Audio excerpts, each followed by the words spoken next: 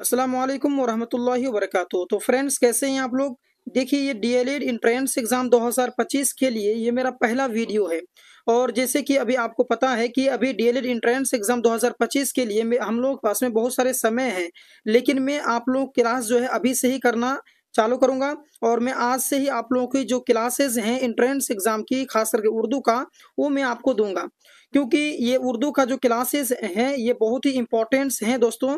और अभी से अगर हम लोग तैयारी करेंगे तो अच्छे से अच्छे नंबरों से हम लोग पास होकर के हम लोग जो है गवर्नमेंट कॉलेज को प्राप्त करेंगे। इसीलिए आज हम लोग जो है कि 2025 के लिए एंट्रेंस एग्जाम के लिए आज हम लोग पढ़ेंगे। तो पढ़ेंगे किस हिसाब से, पहले उसको समझा देते हैं आपको, क्योंकि ये फर्स्ट वीडियो है तो आप लोगों को समझ में आना चाहिए कि हम किस तरीके से आप लोगों को पढ़ाएंगे। तो देखिए दोस्तों, मैं आप लोगों को जो पढ़ाएगा अभी, तो वो सब्जेक्ट के हिसाब से, जैसे कि बहुत बड़े बड़े आलिम गुजरे हैं, जैसे शबनम कमाली हो गया, सुहेल अजीम आबादी हो गया, अब्दुल मुगनी हो गया, इसी तरीके से बहुत सारे आलिम गुजरे हैं। तो उन लोगों के बारे में और उन लोगों से रिलेटेड जो है कि ऑब्जेक्टिव टाइप क्वेश्चंस जरूर पूछते हैं एंट्रेंस में। तो मैं आपको, जैसे अभी मैं आपको शबनम कमाली के बारे में टोटल बातें बता दूंगा, तो आप इसको नोट कर लेंगे। और अगर इसका पीडीएफ भी चाहिए तो मैं वो भी उपलब्ध करा देगा आपको, ठीक है, तो टेंशन नहीं लेना है। तो आपको जो है शबनम कमाली से रिलेटेड जितने भी ऑब्जेक्टिव क्वेश्चन बनते हैं सारे के सारा मैं आपको करा देगा, ठीक है। तो शबनम कमाली से जो है कि कम से कम 2-3 क्वेश्चन तो जरूर आते हैं। तो इसीलिए आप लोग वीडियो को शुरू से लेकर आखिर तक देखें। वीडियो को अगर आपने अभी तक सब्सक्राइब नहीं किया है, लाइक नहीं किया है, तो लाइक कर देंगे, सब्सक्राइब कर लेंगे। चलिए शुरू करते हैं। तो देखिए दोस्तों, डीएलएड एंट्रेंस एग्जाम 2025, और यहाँ पर देखिए डेली जो है कि आपको उर्दू क्लासेस मिलेगी 8 बजे। और शबनम कमाली के बारे में पढ़ेंगे, और ये जो शायर हैं, शबनम कमाली एक शायर हैं, उनके जो है कि मुख्तसर तारुफ हम लोग पढ़ेंगे। तो सबसे पहले इसके बारे में थोड़ा बहुत पढ़ लेते हैं। पढ़ने के बाद में यहाँ पर जो ऑब्जेक्टिव क्वेश्चन दिए गए हैं, जिससे कि आप देख पा रहे हैं अभी, तो इन सारे ऑब्जेक्टिव क्वेश्चनों को मैं आपको करा देगा। तो चलिए पढ़ते हैं। तो ये शबनम कमाली का असल नाम मुस्तफ़ा रज़ा है, जिसको मैं रेड किया हूँ, हाईलाइट किया हूँ, उसको आप नोट करेंगे कि शबनम कमाली का जो असल नाम है वो है मुस्तफ़ा रज़ा, ठीक। और शबनम तखल्लुस करते थे, इसको भी आप नोट करेंगे, ठीक है। उसके बाद में शबनम कमाली का जो ताल्लुक है सूबाई बिहार से है, यानी वो कहाँ के बाशिंदे हैं, कहाँ के रहने वाले हैं, तो शबनम कमाली जो है बिहार के रहने वाले हैं। उसके बाद में वह 22 जुलाई 1938 ईस्वी को सीतामढ़ी जिला के पोखरीरा में पैदा हुए। यानी उसकी जो जन्म तिथि है वो भी यहाँ पर बात कर रहा है कि जो उसकी पैदाइश है वो आपका 22 जुलाई 1938 ईस्वी को सीतामढ़ी में पैदा हुआ था। तो वो जो है कि सीतामढ़ी जिला है, और ये जो गांव है उसका, इसी गांव में वो पैदा हुए थे। उसके बाद में उर्दू की नातिया शायरी में सूबाई सतह पर उनकी खिदमात काफ़ी अहम हैं। उनकी मजहबी शायरी, खुसूसन नातिया शायरी के कई मुजम्मे शाये हो चुके हैं। बहुत सारे उन्होंने शायर और शायरी की दुनिया में अपना कदम जमाया, बहुत सारे उन्होंने किताबें लिखी हैं। और इनमें जो है अनवार अक़ीदत, उसके बाद में आपका रियाज़ अक़ीदत, उसके बाद में ज़ियाए अक़ीदत, फिरदौस अक़ीदत और सुहबाए अक़ीदत ख़ास तौर से काबिल ज़िक्र हैं। ये उनके द्वारा लिखे गए किताब हैं, और बहुत ही बेहतर अंदाज में जो कि इन सभी को लिखा है उन्होंने। तो जो भी मैं हाईलाइट किया हूँ, यानी कलर चेंज किया हूँ, रेड कलर में लिखा हूँ, आप उतना यकीन माने कि वो बहुत ही इंपॉर्टेंट है, आप उन्हें ज़रूर याद रखेंगे। उनके अलावा वह गज़लों और नज़्मों के भी कई मजमुआ शाये हो चुके हैं। यानी इसके अलावा जो अभी मैंने बताया आपको, तो ये तो लिखे ही लिखे हैं, उसके अलावा और भी बहुत सारी किताबें और गज़लों की, नज़्मों की किताबें जो कि छपाई जा चुकी है, लिखी जा चुकी है उनके द्वारा। शामिल निसाब हम्द खुदाए अज़्ज़ व जल शबनम कमाली की एक उम्दा तख्लीक हैं। कहने का मतलब है कि जो 10th क्लास का जो दरख्शा उर्दू है, वहाँ पर आपने ज़रूर पढ़ा होगा, जो एक हम्द है शुरू में है कि खुदाए अज़्ज़ व जल करके जो हम्द है, उसको जो लिखा है वो है शबनम कमाली लिखने वाले हैं, ठीक है। तो उसी ने लिखा है उसको। शबनम कमाली ने अपनी ज़िंदगी का ज़्यादातर हिस्सा मजहबी खिदमात, यानी वाज़ो तबलीग, इस्लामी और मजहबी इक़दार की तबलीग के कामों में सर्फ किया है। वह अल्लाह ताला और उसके प्यारे रसूल के सच्चे आशिक थे। ये जो मैंने अभी आपको बताया शबनम कमाली के बारे में था, और इसका मुख्तसर तारुफ बताया आपको कि वो कौन थे, क्या थे। अब आइए उससे रिलेटेड मैं आपको कुछ क्वेश्चंस कराता हूँ। जैसे फर्स्ट क्वेश्चन आपके सामने में कि शबनम कमाली कब पैदा हुई। तो शबनम कमाली कब पैदा हुई, आपके सामने ऑप्शन है, तो इसका ऑप्शन नंबर जो है कि एक बिल्कुल राइट होगा, यानी 1938 ईस्वी में शबनम कमाली का पैदा हुआ, ठीक है। उसके बाद में शबनम कमाली किस जिला में पैदा हुए, तो आपने पढ़ा अभी कि सीतामढ़ी जिला में पैदा हुई है, ठीक है, इसका 2 नंबर सही हो जाएगा। उसके बाद में हम्द में किसकी तारीफ की जाती है, तो दोस्तों एक बात बता दूं आपको, ये बात आप जानते ही हैं शायद, ये हम्द में अल्लाह रब्बुल इज्जत की तारीफ की जाती है। इसका ऑप्शन नंबर 3 बिल्कुल राइट हो जाएगा, यानी अल्लाह ताला, यानी हम्द में अल्लाह ताला की तारीफ बयान की जाती है। उसके बाद में अगला है कि इंसान की मुश्किलों को कौन हल करता है, तो जाहिर से बात है ना, अल्लाह ताला ही हल करेगा। इसका ऑप्शन नंबर 4 बिल्कुल राइट। उसके बाद अगला सवाल है कि शबनम कमाली का असल नाम क्या है, तो शबनम कमाली का असल नाम क्या है, मुस्तफ़ा रजा। अभी आपने पढ़ा ऊपर में कि शबनम कमाली का जो असल नाम है वो है मुस्तफ़ा रजा। चलिए अब अगला क्वेश्चन आपके सामने में कि शबनम कमाली कब पैदा हुई है, तो शबनम कमाली का डेट ऑफ बर्थ पूछ रहा है, तो शबनम कमाली जो है कि 22 जुलाई 1938 को पैदा हुई है, ठीक है, याद रहेगा जी, जरूर रहेगा।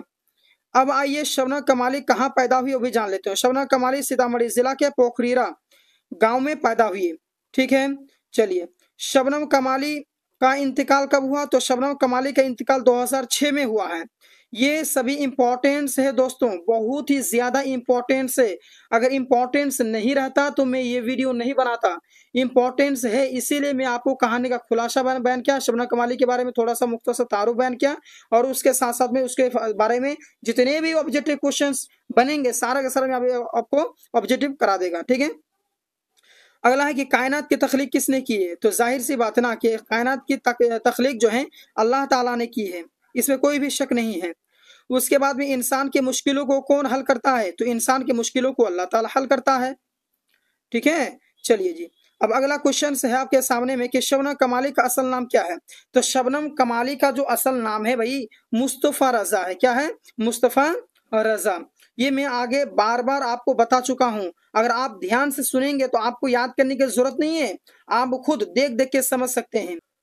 चलिए अब आगे देखिए, डीएलएड में जो है कि आपको हम्द के बारे में 5-6 जुमला में लिखने के लिए नहीं कहेगा, हाँ आपको समझाने के लिए मैं कहूंगा, ये आपको पढ़ने के लिए कहूंगा कि आप समझिए कि हम्द किसे कहते हैं, 5 जुमले में लिखिए। तो हम्द के बारे में आपको बतानी है, तो लुगत में हम्द के माना खुदा की तारीफ करने के हैं, यानी लुगत में अगर देखिएगा आप डिक्शनरी में, तो जो हम्द के जो माना है वो तारीफ करने के हैं, यानी हम्द का माना है तारीफ करना, ठीक है।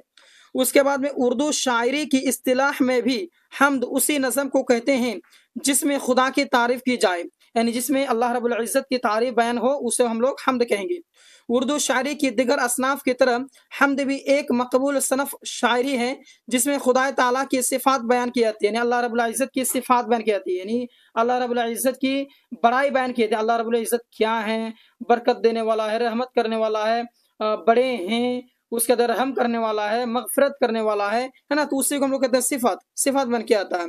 उर्दू के तकरीबन तमाम शोरा ने हम्द में तिबा आजमाई की है। शायर सवाब की नीयत से भी हम्द लिखता है, यानी अल्लाह इज्जत से नेकी लेने के लिए भी शायर जो है कि हम्द को लिखते हैं। उर्दू हम्द लिखने को बाइस खैर और बरकत और अजर और सवाब समझता है। ओके, चलिए अब अगला सवाल है कि हम्द क्या है, मुनक़बत क्या है, कसीदा क्या है, इसके बारे में हम थोड़ा सा जानकारी ले लेते हैं, और ये जानते हैं कि भाई हम्द क्या है, मुनक़बत क्या है, कसीदा क्या है, इसके बारे में, और इन तीनों में फ़र्क क्या है। तो फ़र्क को जो बयान क्या करने के लिए कहेगा तो हम तीनों का डिफिनेशन बयान कर देंगे, तीनों का तारीफ बयान कर देंगे तो हो जाएगा।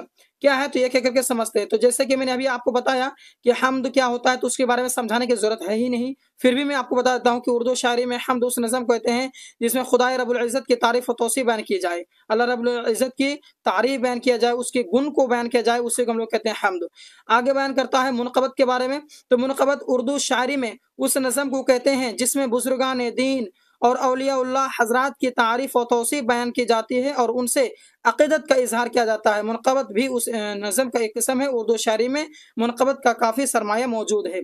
मतलब को समझिए, मुनक़बत में क्या होता है कि इसमें बुज़ुर्गान दीन यानी जो बड़े-बड़े उलमाए किराम गुज़रे हैं, औलियाउल्लाह यानी जो अल्लाह के जो ये हैं मतलब करीबी हैं, अल्लाह से जो लौ लगाने वाले जो उलमाए किराम हैं, बड़े-बड़े आलिम गुज़रे हैं, तो जिसमें उनकी सिफ़ात बयान की जाए, हम उसी को मुनक़बत कहते हैं, ठीक है? यानी जो बड़े-बड़े आलिम गुज़रे हैं, उनके बारे में अगर कुछ बयान किया जाए, उनके गुणों के बारे में उनकी तारीफ़ की जाए, तो उसी को हम मुनक़बत कहेंगे।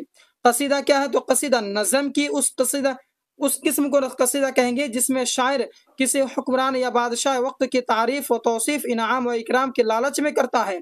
तीनों की तारीफ से इनके दरमियान फ़र्क भी वाज़ेह हो गया। इसका मतलब समझिए, यानी कसीदा एक होता है जिसमें कोई भी व्यक्ति किसी व्यक्ति की तारीफ करे, जैसे कि कोई बादशाह के बारे में तारीफ, जैसे कि अभी हमारे प्रधानमंत्री कौन है, श्री नरेंद्र मोदी। तो अगर कोई श्री नरेंद्र मोदी के बारे में कुछ बयान करता है कि वो बहुत ही अच्छे इंसान हैं, उसके बाद में उसका जो है कि 32 चौड़ा जो है कि सीना है, वो एक शेर हैं, इस तरीके से अगर कोई बयान करता है तो हम लोग उसको कहेंगे कसीदा। कसीदा में लोगों की तारीफ की जाती है। बात समझ में आ गया? चलिए जी, अब अगला है आपका हम्द के बारे में। तो हम्द और नात में बुनियादी फ़र्क क्या है? तो हम्द और नात के बारे में आपको बतानी है कि हम्द और नात में बुनियादी फ़र्क क्या है, हम्द किसे कहते हैं, नात किसे कहते हैं।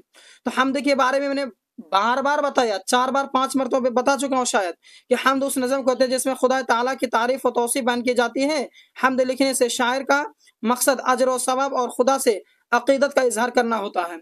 बात क्लियर है? जिसमें अल्लाह रब्बुल इज़्ज़त की तारीफ़ हो, तौसीफ़ हो और शायर का ये मतलब हो कि अल्लाह रब्बुल इज़्ज़त कैसा है और क्या करने वाला है, उनके गुणों के बारे में बयान किया जाए।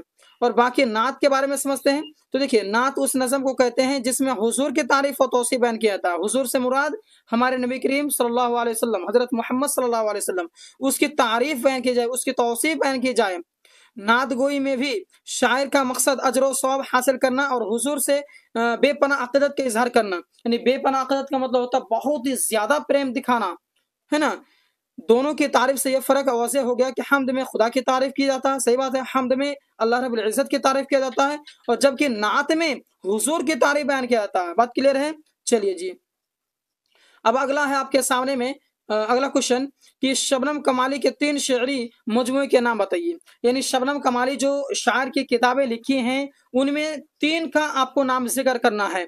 तो देखिए, शबनम कमाली के 3 शे'री मजमूए दर्ज ज़ेल हैं। क्या-क्या है भैया? अनवार अक़ीदत हो गया, रियाज़ अक़ीदत हो गया, ज़ियाए अक़ीदत हो गया। तीनों का नाम आप ले लीजिए। उसके अलावा अगर और भी बोलता तो और भी हम नाम ले लेते, लेकिन 3 का ही नाम लिया तो हम 3 का ही मतलब कि आपको समझा दिया। ठीक है? और ऊपर का जो सवाल था उन सवालों का जवाब यहाँ पर आपको दिया हुआ है, आप देख सकते हैं। ठीक है? तो मैंने आपको शबनम कमाली से रिलेटेड उनका जो मुख्तसर तारुफ से लेकर के शबनम कमाली से रिलेटेड जितने भी क्वेश्चंस बन रहे थे, सारा का सारा मैं क्वेश्चंस आपको क्लियर करा दिया हूँ। आई होप आप बहुत ही बेहतर तरीके से और मज़े लेकर के इस वीडियो का एंजॉय किया है। आपने बहुत ही बेहतर तरीके से समझा है। आपने अगर अभी तक हमारे इस चैनल को सब्सक्राइब नहीं किया है तो प्लीज़ चैनल को सब्सक्राइब कर लेंगे, और इस वीडियो को बिना लाइक किए भी आप लोग नहीं जाएँगे, प्लीज़ लाइक कर देंगे वीडियो को। चलिए, और अपने दोस्तों को इस चैनल के बारे में बताएँगे और सभी को इस चैनल से जुड़ने के लिए और सभी को क्लास अटेंड करने के लिए कहेंगे। मिलते हैं फिर एक और वीडियो में, तब तक के लिए धन्यवाद।